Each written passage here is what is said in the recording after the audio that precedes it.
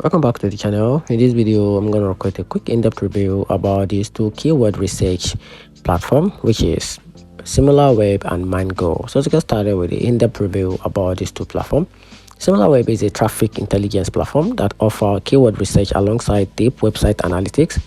It shows where a site traffic comes from, top performing keywords, competitors' performance, and industry trend.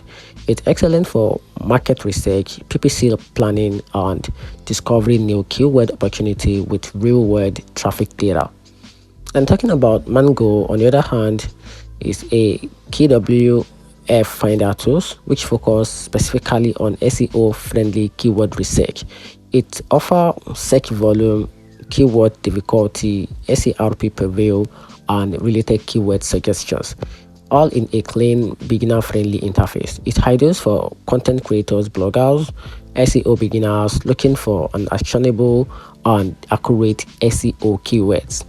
And here's a very verdict about the two platforms. So you can choose Similarweb if you want keyword research with traffic analytics and competitors insight at a broader market level.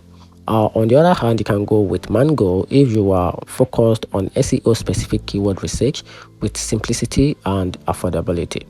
So both tools worth using, but for very different keyword strategy.